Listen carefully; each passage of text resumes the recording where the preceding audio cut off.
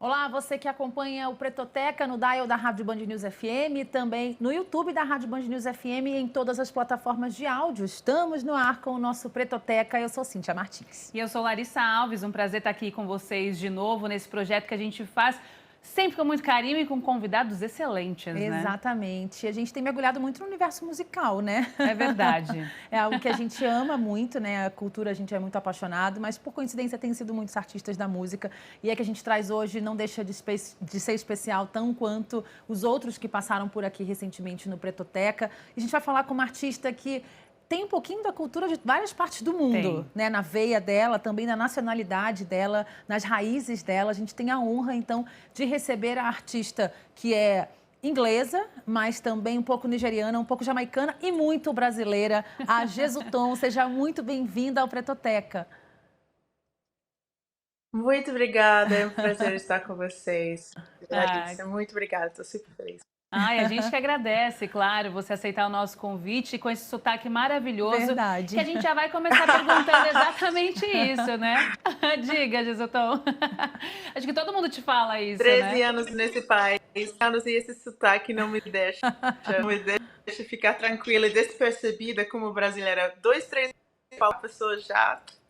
Você não é daqui. I'm like, sou daqui sim. Tem sempre a assinatura de que sou gringa, né? Pois é, cara. Tipo, eu acho que não merece. Depois de tanto tempo, não merece esse nome, não. Ah, mas para nós brasileiros é um prazer ter uma artista tão querida, tão tão potente, né? Importante também para nossa cultura. E esse sotaque a gente adora, tá? Não se sinta mal, não, porque a gente gosta mesmo dessa diversidade ali. O Brasil é isso, né? Exatamente, o Brasil é isso. E você trazer tanto dessas culturas. Já queria que você começasse falando um pouquinho dessa sua história, né? Você que foi descoberta como uma artista de rua já no Brasil, no Rio de Janeiro. Mas aí trazendo também esses elementos de outros países, como é que foi isso? Como é que foi esse seu início e essa descoberta mesmo na música? Então, bom, vou me apresentar, sou Jesutom, muito prazer estar aqui. Sou artista britânica, sim. Minha mãe é da Jamaica, meu pai é da Nigéria. E hoje em dia eu estou baseada entre Lisboa e Rio de Janeiro. Eu cheguei aqui no Brasil em 2012 e foi um momento muito transformador para mim, porque eu estava trabalhando em outras coisas, eu estava trabalhando em justiça social, eu já tinha feito minha faculdade na Universidade de Oxford em antropologia, já tinha feito um mestrado em desenvolvimento internacional e por mais de estar totalmente envolvida e comprometida a essas causas, inclusive trabalhando para direitos das pessoas indígenas no Peru, cheguei num momento quando senti que eu precisava me dedicar à música, tentar pelo menos.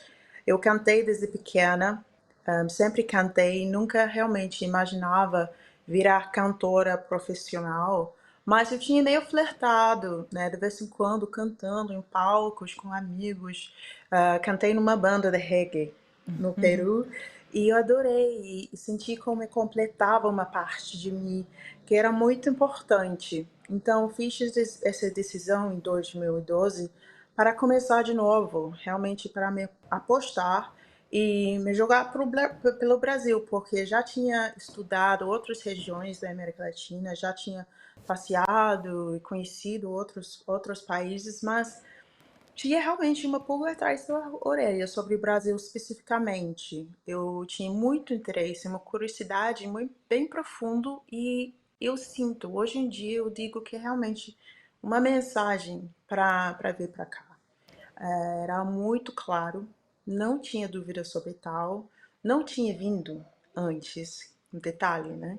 Mas eu tinha toda a convicção do mundo que tinha que abrir mão da minha vida em Londres, abrir mão do meu trabalho, que foi ótimo, muito legal, mas eu abri mão de tudo, com a maior paz e tranquilidade do mundo, porque eu sabia que tinha meio uma missão.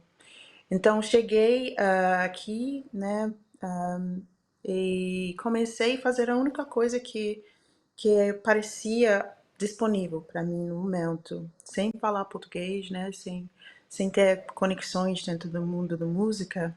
e fiz uma coisa super simples, que é realmente refletia meu desejo muito puro de apenas cantar. Então comecei a cantar nas ruas e eu sempre digo que foi uma escola inacreditável, porque eu estava nesse momento, como eu digo, recomeçando e tentando entender se a música era realmente minha chamada ou não, e também como ia ser a conexão da minha música com as pessoas, né? Entendendo se realmente era uma coisa só minha ou se realmente tinha alguma utilidade além do meu gosto enorme de cantar. Então, hoje em dia, 13 anos depois, só parece maior, cada vez maior, porque eu tenho agora né, noção do que é isso.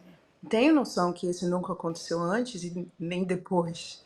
E né, com a quantidade de vezes que eu voltei, a quantidade de vezes que ele me apoiou, assinou embaixo do meu som, e até hoje as pessoas ainda falam comigo sobre esse programa e como foi para eles ver, tipo, uma menina preta humildemente fazendo um som e conhecendo e recebendo conhecimento por isso. Então foi e eu sinto como aumenta, só vai aumentando esse impacto e essa sensação de, sei lá, de conquista, né, de ter conseguido um espaço aqui no Brasil. E com meu trabalho agora para frente, eu estou em modo serviço, sabe mesmo, de retribuir e contribuir a essa cena nacional que faz tanta diferença para mim, que é tão importante no meu crescimento como artista e como pessoa. Jesutom, você falou do programa, né? É importante a gente explicar para quem está acompanhando a gente. Eu me lembro perfeitamente do dia que eu estava assistindo e você apareceu no programa do Luciano Huck, né, na TV Globo, programa de sábado, com muita audiência. Conta como é que foi o dia que você estava tocando na rua e ele simplesmente te viu. Foi assim já no dia que gravou ou ele passou, falou, vou voltar com a minha equipe? Como é que foi essa história até você ser alavancada ali nacionalmente? Então, foi ainda mais doido que isso, na real, porque eu tinha começado meio uma rota de tocar em várias partes da cidade, Ipanema, mas principalmente no centro. Eu gostava muito de trabalhar e fazer meu som no centro na hora do almoço, né? Quando as pessoas estavam saindo e querendo, sei lá, descansar um pouco. 7 de setembro, e Lágrima Machado. Eu gostava muito de tocar, eu, fora dos metrôs também. Eu gostava sempre de lugares muito abertos, ninguém ia ficar preso lá e quem ficava, ficava. E aí, então, eu já tinha minha programação feito e eu estava distribuindo alguns papelzinhos com meu número e tudo isso, só para, né, se alguém queria me contratar para alguma coisa. Então, no momento, nem foi que ele viu diretamente, foi um vídeo que um desconhecido tinha colocado no YouTube, que também em 2012, imagina, estava meio começando, e a Verdade. gente nem tinha essa noção de uma coisa do que um vídeo virar viral, né? E esse vídeo nem tinha meu nome, então ele tinha que fazer mesmo um trabalho de pesquisa pesado. E o que eu descobri depois é que teve um dia que ele viu esse vídeo que viralizou e ele falou: não, essa menina tem que vir para o meu show. E ele juntou a produção inteira, se entrou num van, começou a rodar pela cidade, para os lugares que ele tinha descoberto que eu tinha, né, marcado presença. Começou a falar com a galera para tentar achar contato comigo. E, por sorte, ele achou uma pessoa que tinha conseguido um papelzinho com o meu contato. Então, me ligou diretamente. Eu estava em casa e eu estava nesse dia recebendo muitas ligações. E imagina esse momento, né? Não falei português. Então tava cheia de medo, cheia de tipo, não, não, não, não. Sei lá, não queria me comprometer, não, eu estava me sentindo como eu não queria me comprometer com uma coisa, né, que poderia ser, não conseguia avaliar muito bem. Mas quando ele me ligou, ele falou o nome dele e tal, mas também eu estava muito pouco tempo no país. Então, mesmo se ele falasse, eu, Quem olá, é, né? sou Luciana Huck, não ia ter batido, mesmo ele falado, todo Globo também não tinha conhecimento nesse momento. Só que eu senti uma sensação bem boa dele, sabe? E aí, desde todas as ligações que eu recebi no dia, me pedindo fazer X e Y, muita coisa, ir para cima, eu só falei sim para ele. E ele me falou que eu entendi no momento que ele queria fazer uma gravação para um canal de televisão, uma programa muito pequena. E aí ele falou: "Eu quero fazer uma gravação com você, tudo bem?" Eu falei: "Não, cara, tipo, esse cara me passa uma confiança legal, vamos". E aí ele perguntou: "Onde você quer?", né. E aí eu falei: "Bom, eu estava morando em Catete no momento", falei: "Podemos fazer em Lago do Machado, que fica perto da minha casa". E eu falei: "Então, quando?", pensando ia ser tipo um dia qualquer, próxima semana. Ele falou: "Você pode ir agora?". Eu falei: "Beleza, vou lá". E aí me arrumei e fui lá, e quando cheguei em Lago do Machado, aí percebi, aí eu vi que tinha uma mega produção, muitas câmeras, muita gente já acumulado, né, uma plateia meio improvisado, a galera tinha visto ele, tinha visto que alguma coisa que ia acontecer, e falei com a produtora que estava lá, e ela só falou, eu falei: "Mas o que que tá acontecendo?" Tipo, eu sou a cantora, falei com alguém, disse para chegar aqui, e ela, cara, ela riu na minha cara. Ela falou: "Tranquila, só começa a fazer esse som aí e o programa vai começar". E no percurso disso, ele veio, começou a me perguntar algumas coisas e aí nesse momento pensei: "Deve ser o apresentador, né, deve ser ele". E eu acho que em algum momento ele meio como começou a sacar isso, que eu não tinha a menor ideia de quem ele era. E aí teve um momento muito bonito quando ela falou assim: "Você não faz ideia de quem sou eu, né". Eu falei: "Mas me desculpa, se realmente é verdade, eu não sei, mas muito obrigada, né, por ter me recebido". E ele falou: "Não, adoro isso". Ele ficou super feliz, que não tinha noção. E aí ele virou pra galera toda e falou: "Alguém aqui me conhece?", só para dar ela confiança. E todo mundo: "Ah, claro, gente conhece você, todo mundo conhece você". I was like: "Beleza". Então, realmente foi uma experiência absolutamente fora desse mundo mesmo. Ele foi muito atencioso, ainda deu muitas dicas, muito apoio e, sim, e realmente um ponto da autorreflexão, né, como fui bem recebida e novamente, né, dessa impacto que esse acontecimento teve e continua tendo, e eu me vejo muito como, né, parte da fábrica das coisas que aconteceu aqui no Brasil e me sinto muito em casa aqui, muito por isso. Ah, é muito legal te ouvir, porque. E também engraçado, né? De não Uhum, conhecer o Luciano Huck, porque hoje é uma figura, assim, que é muito conhecida no Brasil, né? sim. E é muito interessante ver também. Claro, teve esse choque de realidade, com certeza. Você tinha pouco tempo no Brasil, ainda não conhecia, mas foi um ponto de virada muito importante, né? Na sua carreira, essa participação no programa do Luciano Huck. Inclusive, momentos depois, né, alguns anos depois, você estoura ali com uma interpretação da música I Will Never Love This Way Again, que foi uma trilha da De novela. A gente, novela. noveleira aqui, a Cíntia, nossa, ela vai saber que Com foi trilha certeza. de Salve Salve, Jorge, Jorge. né?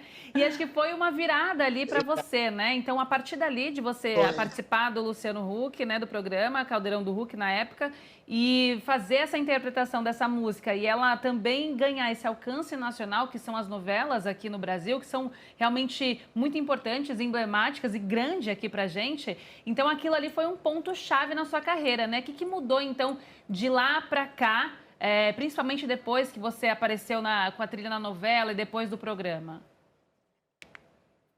Olha, tudo mudou, porque, né, sendo um estudante de antropologia, sempre veio com essa questão de querer entender os significados das coisas, né, culturalmente, e teve em primeira mão uma oportunidade perfeita para entender a importância que as novelas têm na vida cotidiana brasileira.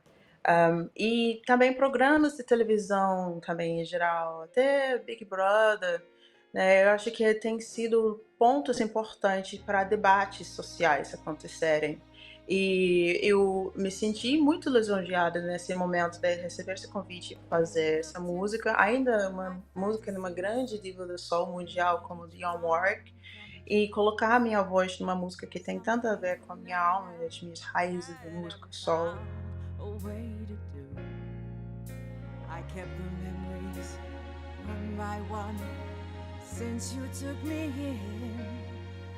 I know I'll never love this way again.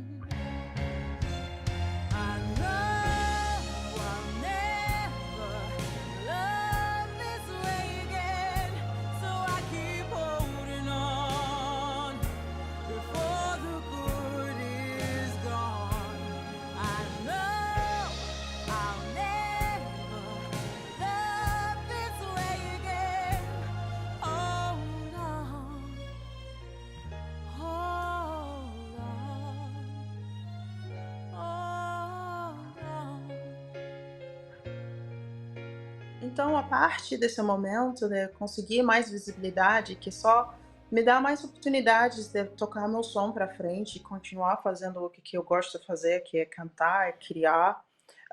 Comecei a fazer outros projetos, esse projeto né, fez todo sentido fazer um projeto dedicado à música soul. Depois disso, um DVD que estreou no Teatro Rival, e aí depois peguei mais coragem ainda para começar a soltar as músicas autorais que fiz no meu primeiro disco autoral, com o nome de casa em inglês, que se chama tipo Home, e começar a colocar cada vez mais um pouco da minha identidade, porque lembrando, né, eu comecei aqui no Brasil, eu sempre falo que eu nasci como artista aqui no Brasil, comecei a me chamar como cantora, então eu estava crescendo como artista na frente de todo mundo, né, no meu tempo, no meu jeito.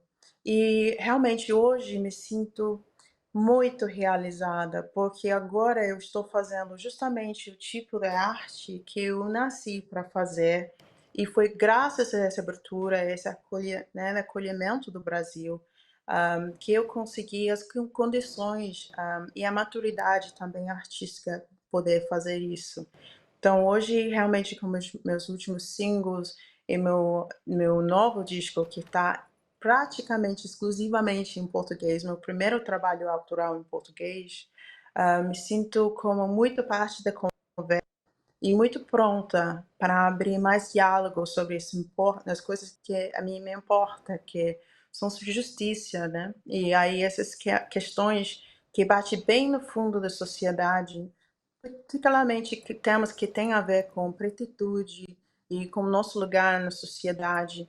E aí esse trabalho novo, por primeira vez, está conseguindo realmente entrar nesse debate da forma que sempre queria. E é justamente sobre esse seu novo trabalho que eu quero falar agora. O disco chama Hoje, né? Vai ser lançado em julho, como você falou.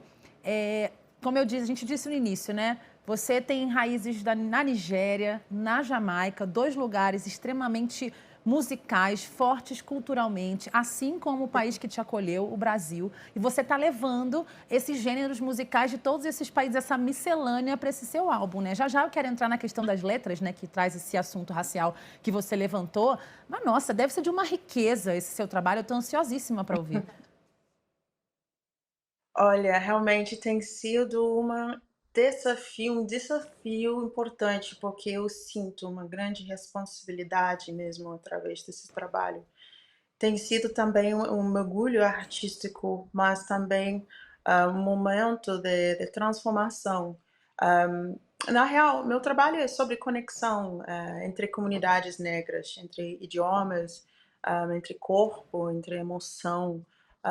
E aí, com esse trabalho, através desse olhar que vem de fora, mas também é de dentro, e com esse tempo, esses 13 anos que eu levei para construir mesmo a firmeza e a informação também necessário sobre nossas semelhanças, né? A luta pelos direitos para as pessoas pretas na Inglaterra é diferente que a luta aqui no Brasil, que é diferente novamente que a luta que encontrei quando morei nos Estados Unidos. Tem um livro maravilhoso de Chimamanda Ngozi Adichie, que se chama Americana, e foi o primeiro livro que eu li que realmente tem todas essas nuances sobre a experiência preta em toda a sua diversidade, e me senti muito vista.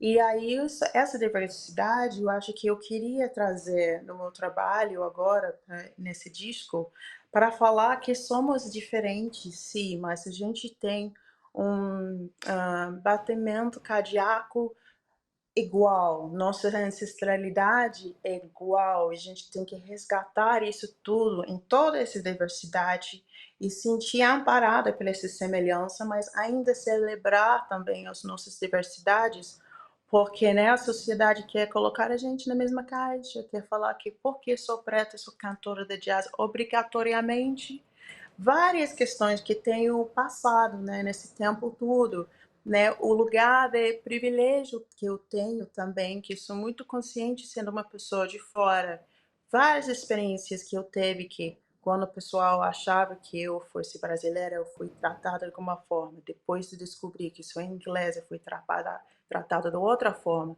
Ciente dessas coisas todas, agora, né, baseado em Lisboa, né, com a xenofobia que tem contra os brasileiros, o que carrego comigo no sotaque, que para eles é muito brasileiro, né, em questões de quando eu estou lá falando em inglês, sabe, é muito complexo, é muito interessante. Eu quero falar sobre essas coisas todas e a minha música, né, minha forma sonora de tocar é nessas feridas, né, mas ainda criar espaço para a gente comemorar, porque meu disco é muito sobre esse lugar de curtir, para estar na festa, é muito para cima, é muito a gente é muito legal, sabe, curtir, aproveitar das coisas que só a gente sabe fazer, né, as coisas essas a nossa espiritualidade, né, as coisas que são só nossas, então o lugar é muita felicidade, mas consciência também da nossa luta. Jesutom, você fala sobre a percepção de ser uma pessoa preta no Brasil e ser uma pessoa preta em outro país, na Inglaterra, de onde você vem, também dos países de origem dos seus pais, Nigéria, Jamaica. E eu queria saber exatamente, né, como que é ser uma artista preta no Brasil e uma artista preta na Inglaterra? Como é que essas percepções mudam ali de região para região, de país, de nação para nação, né? O que você encontrou de diferente aqui no Brasil, sendo uma artista inicialmente independente, antes de você assinar com gravadora, você era uma artista de rua, artista independente, né? E como que você vê essas diferenças de percepções Brasil e outros países, por exemplo, para um artista preto? Até para acrescentar aqui a pergunta da Larissa, porque muitos africanos dizem que só tem contato com o racismo quando vem para cá, né? Eu queria também acrescentar o que ela fala. Total, total. Então tem muitas camadas, gente. Meu pai é da Nigéria, né? Minha mãe é da Jamaica. Então, começando dessa base, eu sou filha de imigrantes. Então, minha instrução em casa era muito nesse esse intuito colonialista de integração. Então, as minhas ensinanças foram tudo baseado nessa coisa de meritocracia, de parecer o mais inglês possível. Eu nasci também em Londres, que é uma cidade altamente plural. Tem pessoal do mundo inteiro. E aí, realmente, eu minimizei, tipo, eu não senti o impacto da minha pretitude muito em Londres. Esse é um ponto importante, porque eu cheguei aqui no Brasil com essa cabeça de sou preta, eu sou muito orgulhosa, mas eu posso fazer tudo que qualquer outra pessoa pode fazer e eu não tenho que me encaixar nesses estereotipos. Eu cresci ouvindo muito música rock, por exemplo, muita música alternativa. Eu era skatista, andava nesses rolês e Gente, me é eu, senti, adolescente. bom, ainda não tinha muita representatividade nesses espaços, mas não me importava nada. Eu pensei, gente, eu acho que quando eu era adolescente, era muito. eu vou fazer todas as coisas que as pessoas não esperam uma preta fazer. E eu vou fazer bem. E aí, tipo, eu não eu me irritava essas coisas de pessoal achar que eu sou cantora de soul, porque sim. Então fui numa outra direção. Eu cheguei, no Brasil, tipo, me sentindo muito dona de mim e querendo ainda chutar fora um pouco esses rótulos né, esperados. Então, quando eu fui recebida, né, como cantora, e eu comecei a ouvir, então, Jesus é uma cantora de soul, cantora. Eu comecei a sentir um pouco, sei lá, eu resisti um pouco. Mas, ao mesmo tempo, eu vi que minhas expectativas também foram desafiadas, porque eu cheguei no país, não tinha muito conhecimento sobre essa questão racial, mas eu tinha uma ideia que o Brasil é maiormente preto, né? E aí, como, tipo, na época, eu lembro lendo que era 50 e pouco percentual. Então, eu cheguei aqui com a expectativa que ia ser uma mini Wakanda, de tipo, todo mundo preto, né, com seus direitos, a maioria, né? Eu vi vários aspectos da cultura preta. E quando eu cheguei aqui, foi realmente um banho de água fria, porque eu vi que as pessoas pretas não tinham os seus lugares, não estavam recebendo os salários que eles merecem, não tinham os respeitos da sociedade, e ainda era tipo a identidade preta, mas assim meio segregada da sociedade mainstream. Eu não tinha visto várias, né, pessoas nos lugares de liderança, nas televisões muito, nas novelas. Eu pensei, gente, ué, tipo, eu não entendi, não entendi. E demorei para entender todas as nuances, todos os lugares de resistência que existiam lá em 2012 e antes, e como as pessoas estavam tentando se apropriar, resgatar as suas conexões com suas raízes, né? Muitas vezes através da música, ou da moda, ou quilombamento, organizações. Então, fui aos poucos conhecendo o jeito de resistência aqui. Então, eu acho que o meu primeiro ponto será as formas de resistência entre Inglaterra e o Brasil são diferentes. Meu forma que eu vi na resistência na Inglaterra, particularmente entre a juventude, é de tipo se inserir em vários aspectos da sociedade, em questões da arte, de tentar entrar nos lugares onde não tem pretos. Eu, por exemplo, fui a única preta na Universidade de Oxford que está é separado em colégios diferentes. Então, não tem uma universidade de Oxford, tipo, que é um lugar só. Tem vários colégios, uns 40. E eu fui para uma das, porque foi o mais antigo, mais tradicional, que todos aqueles brancos cheios de dinheiro querem ir. E eu fui lá. E aí, mesmo crescendo num bairro super popular na Inglaterra, né, sem ter pago para minha educação. Então, já estava resistindo no meu jeito, me inserindo em lugares onde não tinha pretos. Então, esse foi o meu jeito, e aí foi uma coisa de muito enfrentamento, de muito peitar, né, a sistema, mas também, né, o racismo que a gente sofre lá na Inglaterra é muito mais velado, né? Esse será o segundo ponto, né? Muito mais velado. As pessoas não se falam tanto sobre isso. As pessoas acham que o racismo já foi ultrapassado. Eles não conversam sobre como fazer uma retribuição para todos os danos que foram feitos ao longo dos anos. Não tem muito debate aberto sobre, né, como a gente podia ir para frente e melhorar o que já foi. Acham que já tá um país super moderno, mas não é.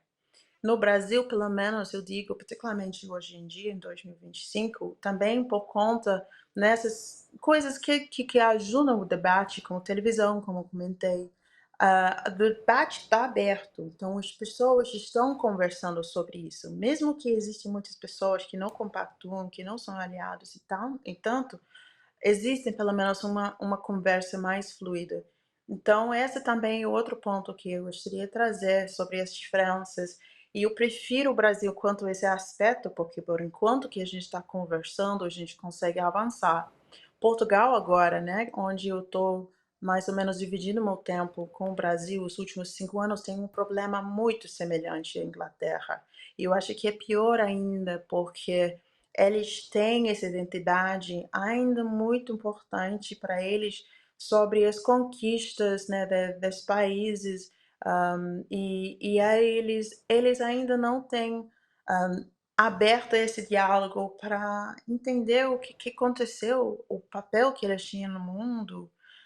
Foi muito violento. E ainda essas consequências estão muito presentes na sociedade em questões da segurança, né, da vida das pessoas pretas que existem nos países, os imigrantes que estão lá, estão em uma situação altamente precária hoje em dia, e as pessoas, é difícil esse debate lá para ter algum senso de responsabilidade para melhorar as condições. Ainda não estão prontos para isso. Então, eu acho que o Brasil está muito na frente da questão da conversa, e os outros países europeus estão atrás, né? Mas são experiências altamente diferentes, né? Por exemplo, na Inglaterra tem muito menos preto, então somos mesmo uma minoria. E eles têm uma relação diferente com países que foram colônias, como a Jamaica, teve um movimento muito grande nos anos 50, onde as pessoas jamaicanas estavam indo para a Inglaterra para ajudar a construir o país. Então, tem muita mistura também de pessoas que nasceram em outros países, que é mais uma diferença, né? Que aqui no Brasil temos a nossa herança compartilhada, mas pessoas somos brasileiros aqui, né? Tem uma população de pessoas de primeira geração bem menor, então como, né, eu poderia falar o dia inteiro sobre isso, porque são tantas diferenças e semelhanças, mas pode acreditar que são experiências altamente diferentes, né? E, Como seres humanos, como pessoas produzindo arte, são mundos diferentes Não, e é mesmo. muito interessante perceber essa sua consciência, né? Essa sua percepção realmente de como funciona a questão racial. A gente tem muitos problemas aqui na América Latina quando a gente pensa em competições de futebol, né? Porque somos o único país maior aqui em termos continental, com uma maioria preta, mas aí na hora do jogo tem sempre um argentino para xingar o jogador de macaco. E aí você não consegue levar essa discussão para esses países que têm maioria branca, né? Como Uruguai, como Argentina. E aí quem lidera esses espaços, né? Essas instituições que cuidam ali do futebol sul-americano, como o Embol, FIFA também, que tem uma gestão majoritariamente branca. Então, realmente é uma discussão muito difícil de penetrar em outros países e você, por ter circulado por tantos deles, consegue trazer essa consciência muito importante da questão racial, né? Que muitos europeus, enfim, não têm. Agora, você falou da Universidade de Oxford, que foi um espaço importantíssimo que você conseguiu participar, né, entrar, e foi justamente em Oxford que você estudou América Latina, né? Como é que veio essa paixão por um universo cultural, de idioma tão distante ali do seu? Olha, realmente eu sou muito bem amparada pelas minhas tias, que às vezes eles vêm com alguma coisa e eles colocam na minha cabeça e não consigo tirar ele de lá. E ainda bem que desde cedo eu comecei intuitivamente a ouvir, porque essa foi mais uma. Não faz muito sentido, né? Aí com tanta riqueza, tanto países do dois, Nigéria e Jamaica já na mesa e já partir para outro continente, faz sentido não. Mas eu realmente me apaixonei pela América Latina só pela ideia e comecei a ler sobre antropologia, sobre os povos indígenas também, que me captavam muito a minha imaginação. Eu comecei a estudar sobre povos lá no Peru e foi realmente uma tese que eu decidi fazer sobre a plantas medicinais nas Amazônias. E esse foi um ponto de partida muito importante, porque eu consegui uma bolsa para ir para Equador e Peru por algumas semanas durante um verão que eu tinha para estudar ayahuasca. Então, minha primeira viagem para a América Latina foi sem falar espanhol também. Não sei como meus pais me liberaram fazer essa loucura, mas acho que é tipo, com o escudo da Universidade de Oxford, aí poderia fazer qualquer coisa. Então, foi tudo certo. Aí parti, eu falei com várias pessoas que estavam ativas, né?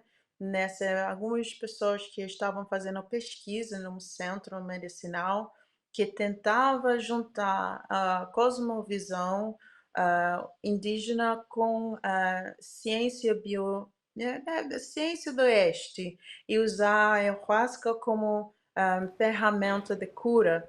E essa era uma revelação para mim, né? Como pode ser essa região, essa Amazônia, né, tão rica e ter todo esse conhecimento dentro das plantas, como foi importante na história das pessoas indígenas, né, como eles usavam esse conhecimento no dia a dia deles e também como estava sendo incorporado de uma visão mais da ciência do oeste, da biomedicina.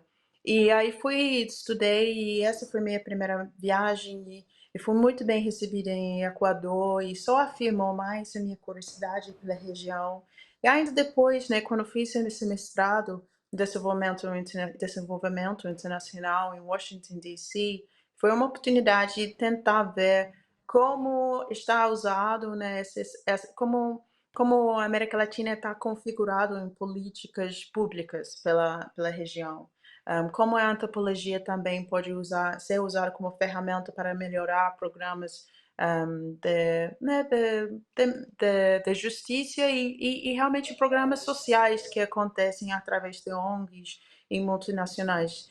Então, esse amor para a América Latina começou de um ponto bastante acadêmico, e aí, ao longo das viagens, comecei a conhecer mais a música, a cultura, né, em primeira mão, as celebrações,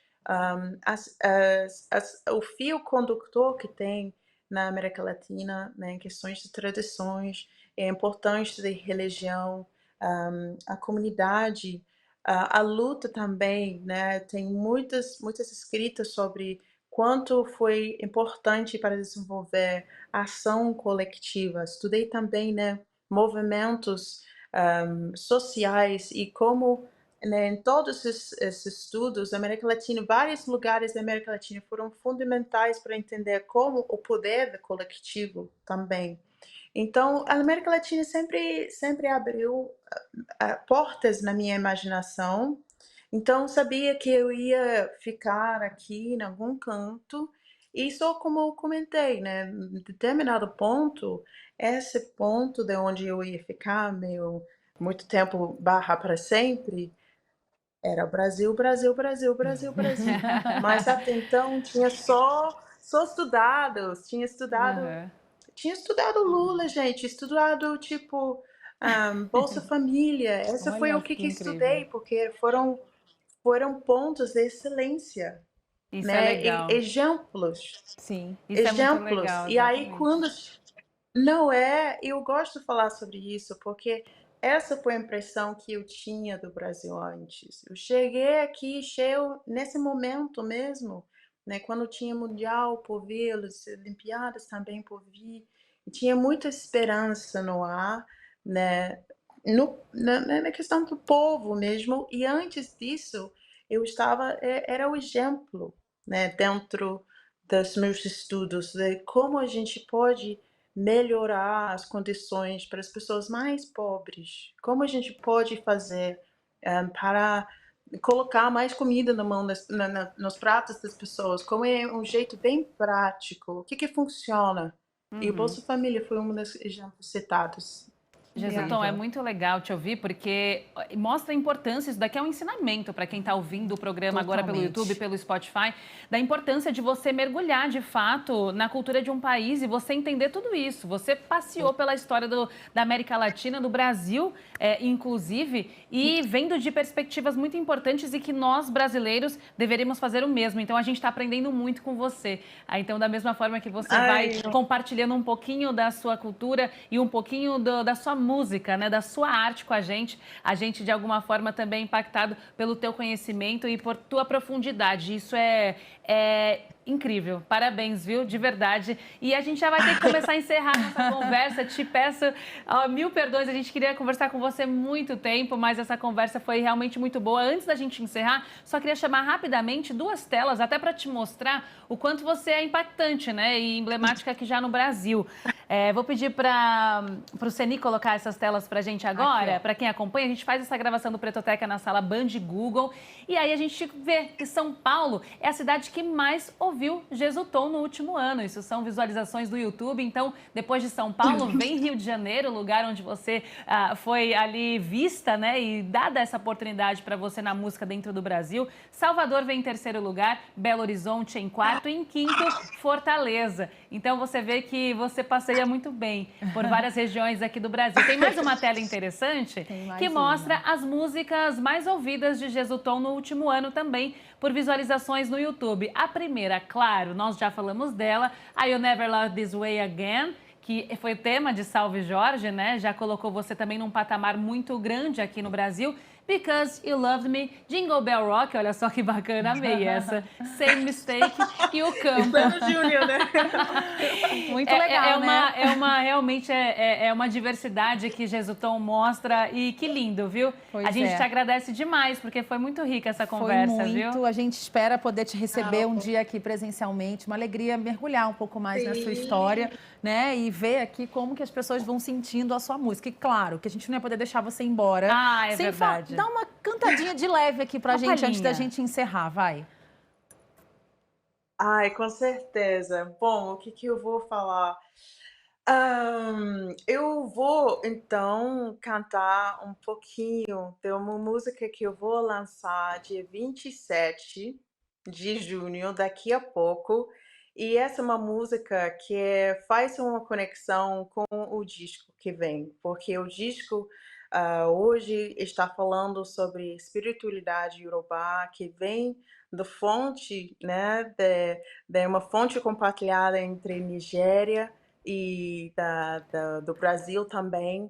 E é uma coisa que realmente eu vibro muito, porque eu vejo quanto que esse conhecimento é honrado aqui mesmo. É um lugar onde as pessoas estão realmente colocando a espiritualidade na vida cotidiana e está chegando para um lugar onde dá importância, que às vezes, né, nem tem essa liberdade total na Nigéria mesmo, assim, como falando sobre as diferenças novamente, né, é um lugar onde as pessoas realmente, às vezes, elas têm muito preconceito quanto essas espiritualidade, né. Então, vou cantar um pouco Um trechinho dessa música pra que se gente, chama um trechinho.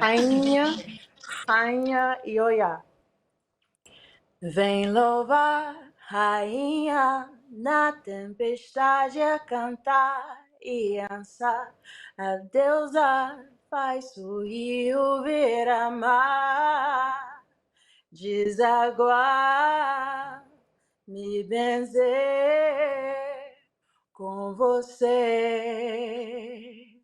É trovoada, é água pura, me energiza, ensina a lutar, assim me dá força, e me dá garra, e me dá graça, me dá batuque pra acender, entra na roda que é pra girar, faz oferenda pra agradecer, pede a benção com saravá, Nigéria, Angola, Bahia. Linda! Linda, parabéns. Jesutom, que o lançamento de hoje, agora no mês de julho, que é o seu próximo álbum, seja um sucesso e muita alegria, muita energia, muito axé pra você. Viu? Um prazer te conhecer mais profundamente Muito aqui. Um axé, beijo. Fernanda. Obrigada, a gente te agradece, Jesutom. Beijo, muito obrigada. A gente agradece a você e também a todos que nos acompanharam até agora aqui no Pretoteca. Agradecimentos especiais também a Ceni Araújo, operador de switcher, Zé Florentino, responsável por gerar os dados aqui da sala digital, Tayane Cate, Beatriz Alencar, que são as nossas produtoras. Beatriz também faz a edição do programa e Zé Antônio de Araújo, a sonorização. A gente volta semana que vem, né, Cíntia? Um prazer estar aqui com você, sempre no YouTube da Rádio Band News FM, em todas as plataformas de áudio e também, claro, no dial da Rádio Band News FM. Um beijo para você e até o próximo Pretoteca. Beijo.